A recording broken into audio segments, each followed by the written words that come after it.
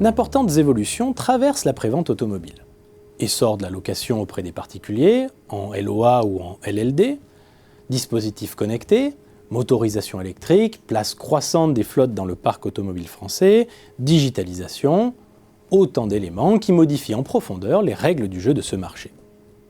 Face à un tel contexte, comment se dessine le paysage concurrentiel de demain ?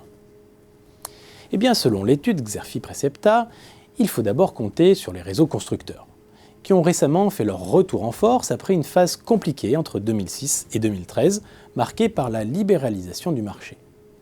Ils ont ainsi repris des parts de marché. Mieux, ils détiennent sans doute les meilleurs atouts pour profiter des évolutions en cours.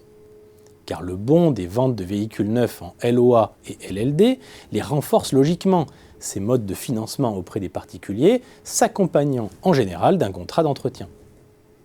Ainsi, en 2018, près de 40% des véhicules neufs vendus à des particuliers ou entreprises étaient couverts par un contrat d'entretien contre seulement 21% en 2012. Dans l'entretien-réparation, la place croissante des plateformes de référencement et d'intermédiation, telles Allo Garage et Auto Butler, menace d'affaiblir le lien direct entre les réparateurs et leurs clients. Impossible alors pour les acteurs historiques de ne pas réagir, et ce sera sans doute en améliorant leur visibilité et leur offre de services, avec la prise de rendez-vous et le devis en ligne, que les enseignes d'entretien-réparation recréeront efficacement de la valeur. Dans la vente de pièces, la montée en puissance de pure players du web comme Autodoc ou Allopneu a précipité l'adoption d'un modèle omnicanal par les centres auto tout en attirant l'attention des négociants et des géants du e-commerce.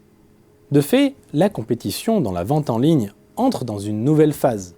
Après une première vague de rachats en 2015, 2018 a signé le retour des acquisitions majeures dans le secteur, avec la reprise de 1001 pneus par Cdiscount en octobre, puis avec le rachat d'Oscaro par Autodis Group en novembre. Ces pionniers indépendants n'avaient en effet plus les moyens de poursuivre leur développement malgré leur leadership. Avec ces opérations, l'ère des pionniers cède définitivement la place à des acteurs puissants, c'est-à-dire des grands groupes diversifiés ou des spécialistes appuyés par des géants. Toute l'attention se focalise maintenant sur les intentions des groupes du e-commerce, à commencer par Amazon. Ce dernier ne cache plus ses ambitions dans la vente de pièces auto.